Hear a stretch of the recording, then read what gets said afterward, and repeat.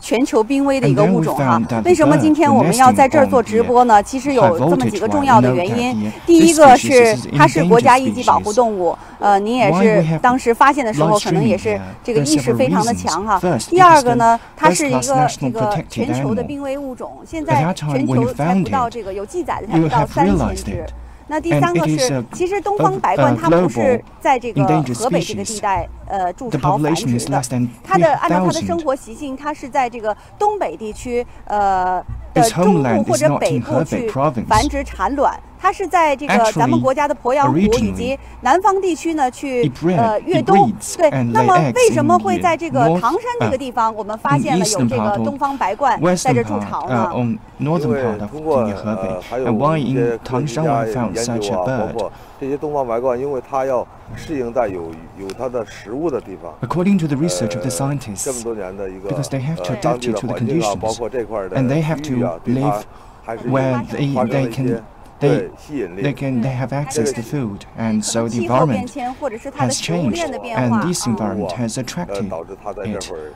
Because of the changes of the climate, 所以这个我们今天直播的这个另外一个点呢，就是说，在唐山这个地方发现东方白鹳呢，还是上属首次哈。很多专家也纷纷那个跟我们联系，也表示说，它非常值得这个研究。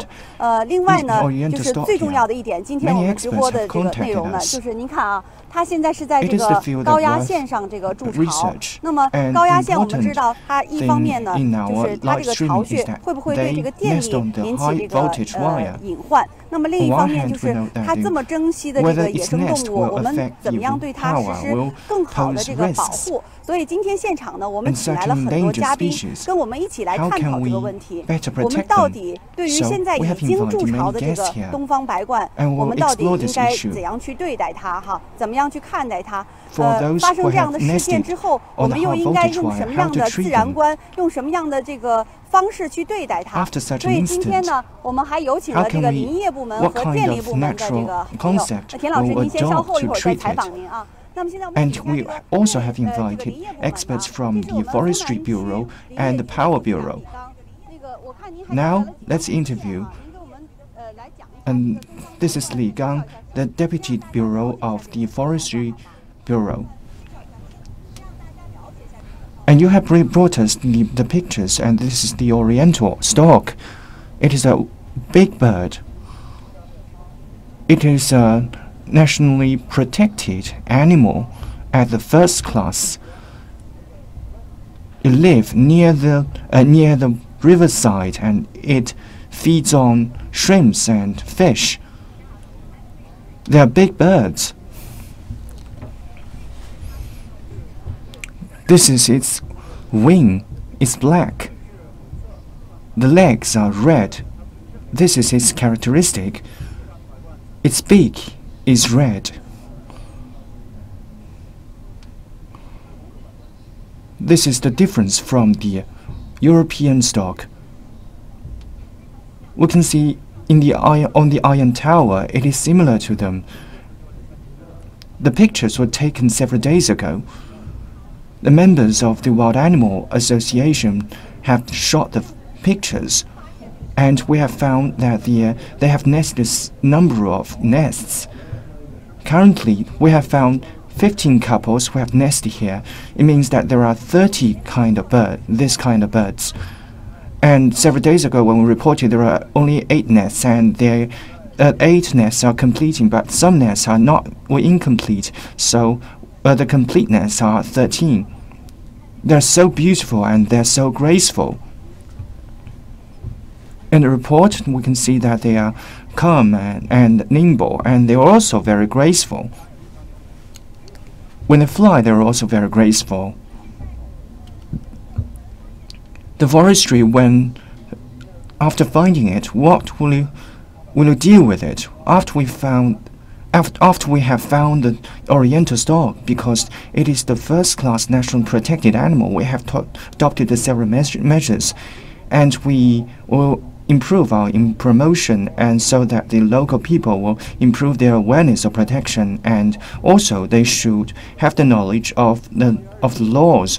And we also have invited experts to communicate with them about the protection of the special animals. Also, we have invited the local officials to improve their. They have introduced opinions on the improvement of the protection of the wild animals. We have found such wide the oriental stork. First, we should improve the protection, and we should prevent the illegal criminals to destroy their nests. The important thing is that whether they can nest here. So we have also conducted the following work. We have boarded on the high voltage wire, the iron tower, and this is not the suitable place for nesting, so we have communicated with the power bureaus on how to better protect them. We can see that the nests have several layers. The bottom part is not its nest, and the bottom part are nests by other birds. We can see that the nest is in place, and how will you deal with it? Will you jointly issue opinions with the Power Bureau, or will you issue the opinions yourself? And we do not know about them, so we do not have that much knowledge, and we'll invite experts to communicate with the persons in Power Bureau. And principally, we should protect nests, and we should not destroy them. When this work can be guaranteed, we'll proceed with work in the next step. The State Grid, Fengnan Power Station. The general manager of this company was also invited to the site.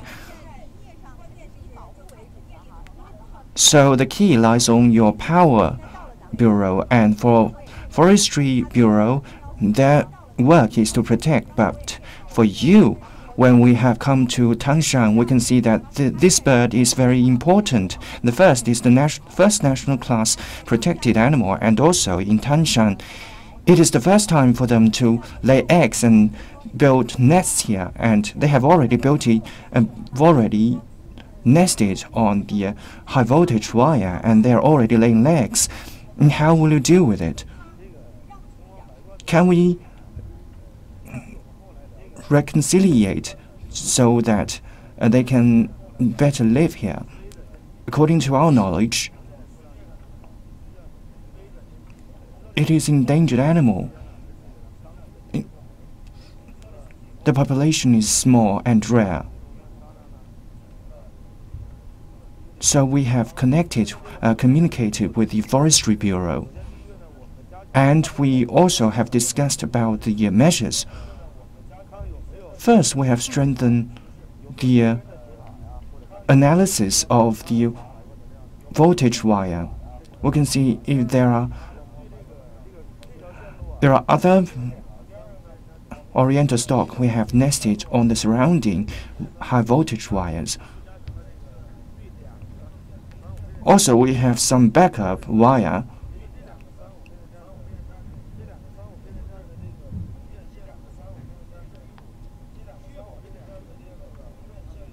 As for the power supplying wires, we have prepared some backup, and we guarantee the appropriate operation of the wires, and we'll have prepared the backup wire. And so I can explain with you, and because I have read this picture several days ago, and we can see that this is the path where the oriental stork has nested. It is this line. This line is powerless. It is the backup wire. Once it is initiated,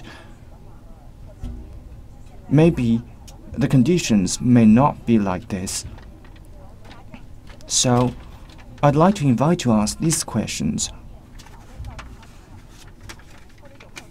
If the wire has the power, what influence or what harm will it pose to the birds, or whether it will have harmed, or whether it will harm the species?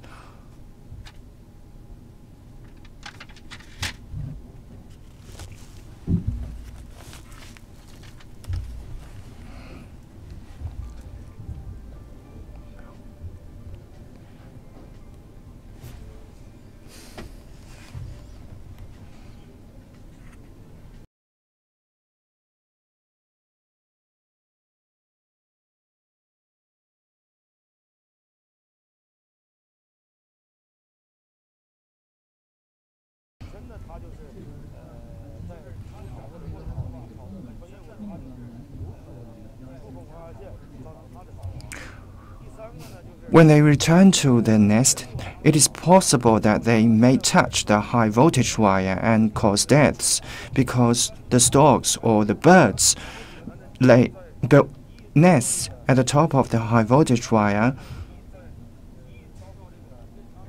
They are prone to thunderbolt.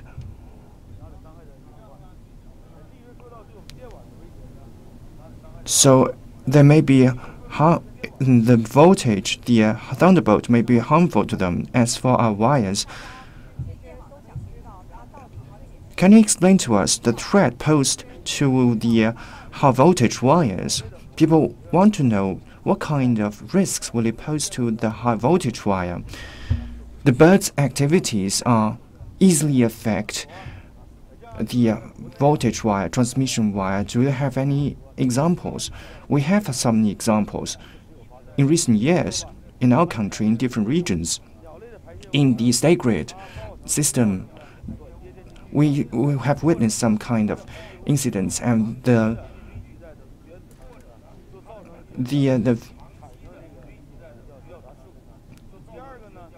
weights of the birds may accumulate on the wire and then may cause incidents because the birds swing. The wingspan may be over 2 meters. They are the large birds. When they come into and exit the nests, they may also cause some incidents to the wire. Third, the materials of the nests, including the branches or the iron wires. It may transmit electricity, so those wires may also cause incidents.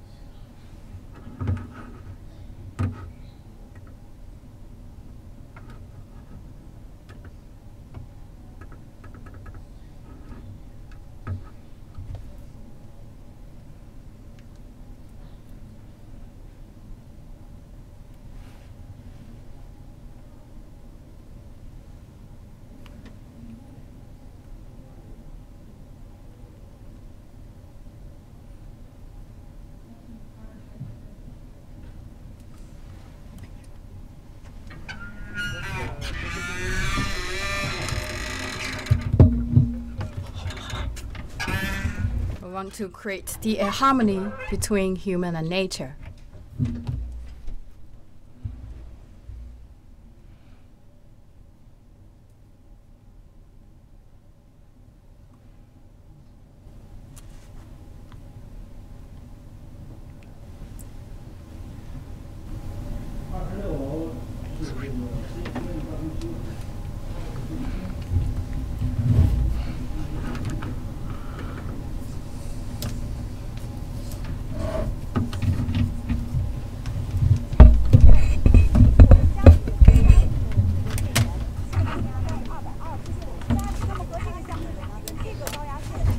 So we talk about the voltage right now. It's like at home it's like 220 volts. So for these ones, so that's 160 times of the ones we have at home. So this is really the high voltage power station. So that will have the potential risk, and you can feel exactly the current when you're approaching to it. So this is really dangerous to the birds. We cannot guarantee that's 100% safe, especially when it's raining.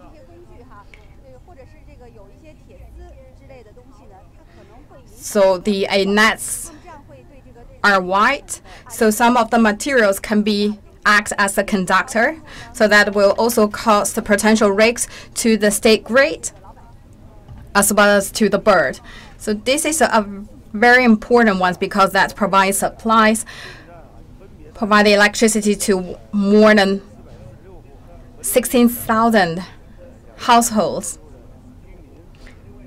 So for one side, one power station that's around 3,700 households. The other one provide to another 3,000, nearly 4,000 households, as well as the fishermen and the other companies needs for supply. So if anything causes we cut electricity, then we need to use a backup power station. Otherwise, it will cause a big damage to the household. So what we will do for the next step, because right now it's also the breeding season for the birds, and we also ask for the specialties.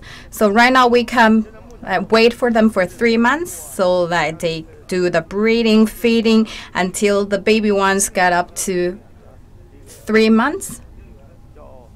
So we will do more protection efforts, as well as we will conduct the patrol, and we will also get all the standby power stations ready to go. So as long as there anything happen, we can use the backup ones, and we will work closely with other departments to find the best solutions to protect the birds and give a very safe environment for them to successfully go through the breeding and feeding season. Also, on the other hand, we can protect the power supply to the household. We have seen many media coverage about the nets built on the high voltage cables. This is not the first case, of course, also not the last ones. We had many different methods. No matter which one we use, we should follow the natural pattern. And today we'll also invite the professor from Research Institute of Ecology at Beijing Normal University. We will let the professor to introduce a little bit more how we can protect or deal with this kind of case from a scientific methods. This is Professor Zhang. Thank you very much to be with us. This is a very remote place. So you came here from Beijing, which also shows you have a very high attention and care to the case. How long have you studied the white stork? Actually, in this field for more than 30 years. For especially focusing on the white stork is more than 20 years. For white stork, as we all know, is a critically endangered species around the world. It's a very tall bird, and that if we calculate about the wingspan, that's longer than 2 meters. So this is always attract people's attention home and abroad. People love it very much. And we also have the European stork. So what's the difference from the European ones to the oriental ones? That's the difference exists on the color of bill. So I hope you can see clearly. Our European ones, their bill in red. For oriental storks, their bills in black. So originally, we treated these two as same species. We call them all together as stork, so they belong to the same stork family. But after we study in very detailed, we found there are many differences, and they also have quite differences in multiplying, and also exist in big location differences. So there is a very famous professor and also the ornithologist identify them into the European storks and oriental storks. And for the oriental storks, it's listed as our country's first grid protected species. In 1988, our country released the animal protection law and regulation.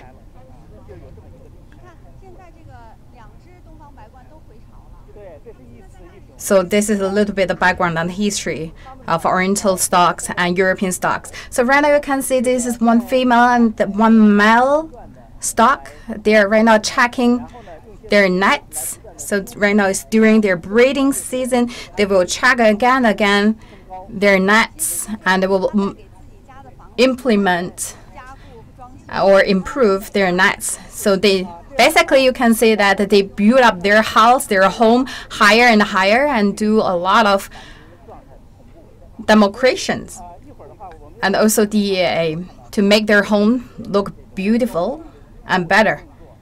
So if lucky enough, we can say maybe the breeding or the mating process.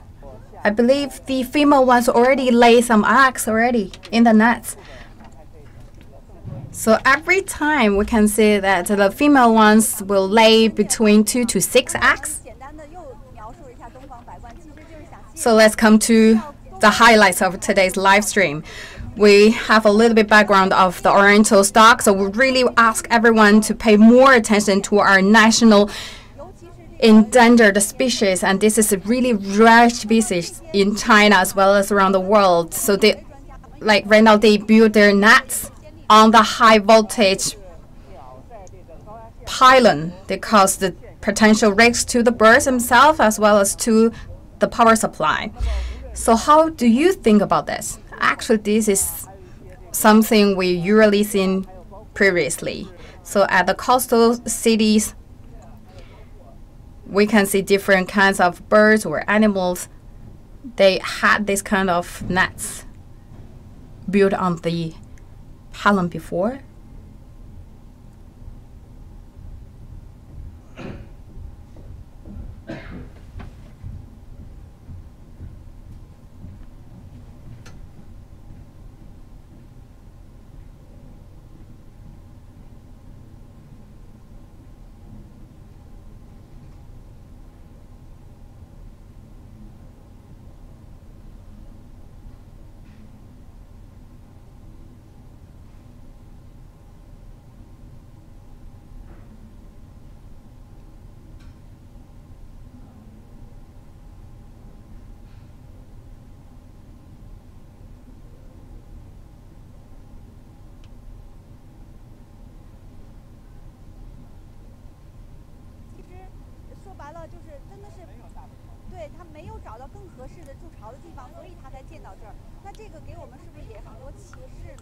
So to be frankly, why they build their nets here? Because there is no other better place. So they have no choice. That is why they nestled on the high voltage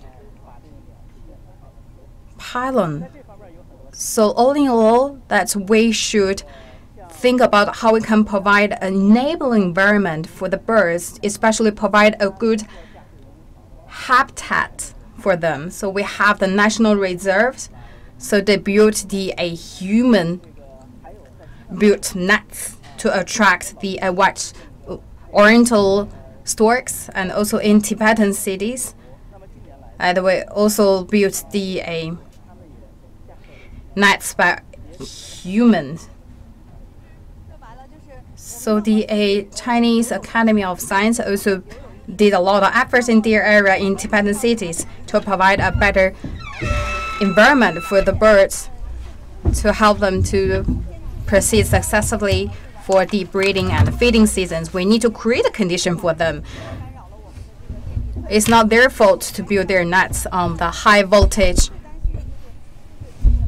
cable station. It's not like we should think about solutions. What kind of the methods in the scientific way and also effective to provide the environment for the birds. We look at the environment here. There is no actually the big trees. So they think about like the first, this is near the water. There are a lot of the fish pools. They have waters. They have enough food for themselves. And also have less human disruption. That is why they think this is the ideal shelter for them. And right now we already found 15 to 16 nets. So we can say this is a good place for them. So we need to think about how to protect them, to let them have a successful breeding season. And of course, we need to think, because this is contradiction to the power supply. So we are now working with the power supply companies to find the better solution, especially for this year, because right now it's at the critical moment. So for the power guarantee, it's possible we can delay the schedule for power guarantee. But we talk with the state grid, they just can delay for 1 month, but it's too short. For oriental storks, they need 3 months for the breeding season. For laying the eggs, that need 1 month, and then they have the babies, so they need around 60 days to let their juveniles to grow up. We want to provide a very quiet environment for them to proceed the whole process. So we really like to call on the power supply company as well as state grid to think about how to delay their schedule a little bit. And so we will guarantee to the specialists, scientists, and also the birds amateurs, we will do whatever we can to provide a very safe environment for the birds, for the oriental storks, to let them proceed the whole process of breeding seasons. For sure, we will protect them. Because originally we only can leave the room for 1 month. From the state grid, from the national level to the provincial level, we always attach great importance to these cases. Based on the previous time schedule, we will break our original timelines. There's nothing really big problem for this. But if anything happened, like the problem happened where the electricity cut, if the power sources have experienced some drawbacks, we will take some reparation measures. And according to the past experience, if the weather is not abnormal, then in the May and April, March and April, and the safety can be guaranteed. And thank you for your protection. And if this year's problem is saved, and then what about the future? If they for a long time breed here and live here, we must take some ecological measures. For instance, we should build some manual nest so that they move to more comfortable and safer and more suitable places to build nest. So we have communicated with the local authorities and the civil society to receive this work. We hope that next year we may have the trials. So this is a new subject. When we do not meet these conditions, we do not know what to do. But when we carefully analyze, we may find an appropriate solution. So as to the protection of the oriental stork we have successfully experienced, we may learn the lessons from other places so that we may better design their nests. As long as our government pay great attention, as long as the scientists actively participate, and as long as our civil society may jointly make efforts, we can achieve good results. And we also hope the bird-loving entrepreneurs may actively participate in the protection of the oriental stork. It is about the end of this live streaming, and I would like to introduce this gentleman, Mr. Tian. Please step forward.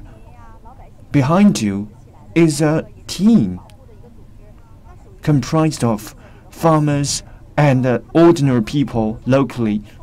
They belong to the civil society. First, when they found the oriental stork, They didn't ignore it. They organized a protection team. Such a team is responsible for patrolling.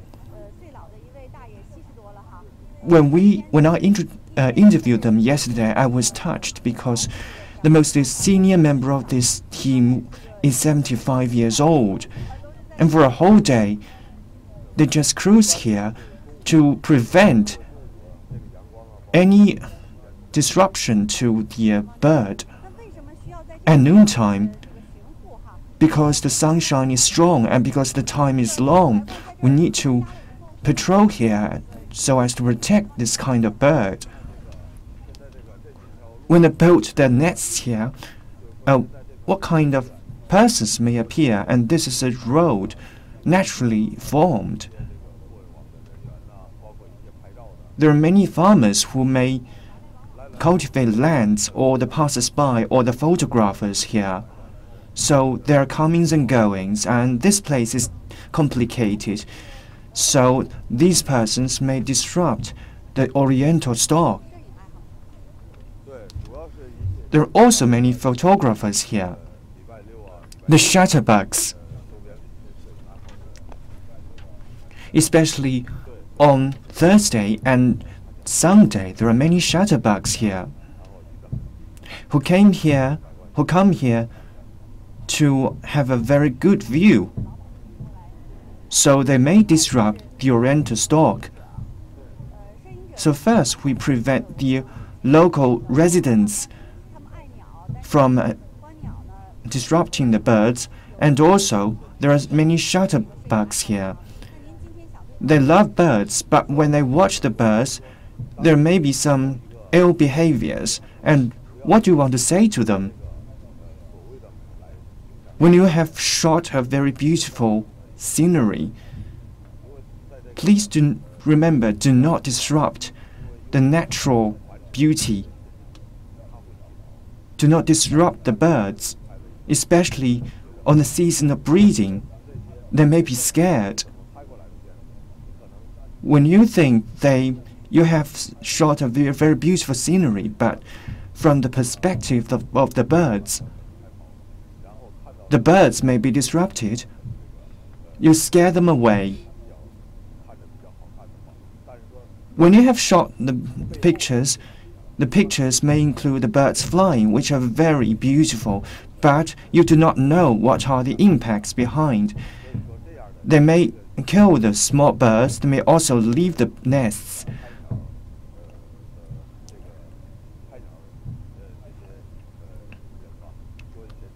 So I want to say to those shutterbugs who love birds,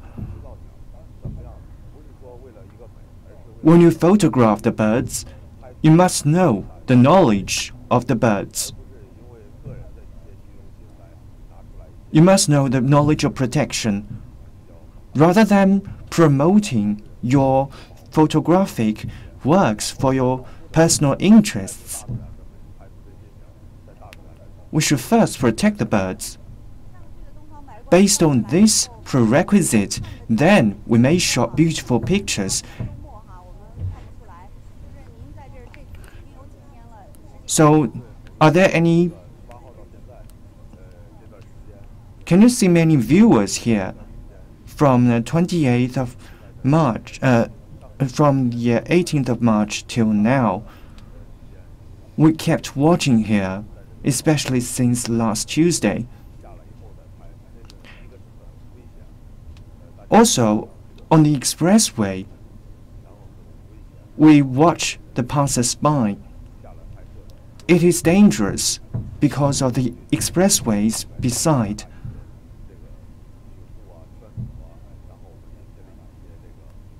Especially on Saturday and Sunday, there are many more people here, so we have strengthened our protection.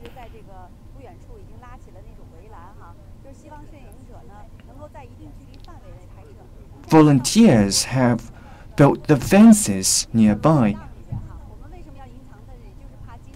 Also, we have also kept, we just hide beyond the grass in order not to disrupt the breeding and hatching of the oriental storks. We do our best not to scare them and disrupt them. At the end of this program, I want to say that sticking to the harmony between human beings and animals, it is a new request for the development of the society. So we hope that the photographers and the local authorities and the civil society may really love the nature and enjoy the beautiful scenery. Let us jointly focus on this endangered species, and thank you for your watching. So let us give a view to the oriental stork at last.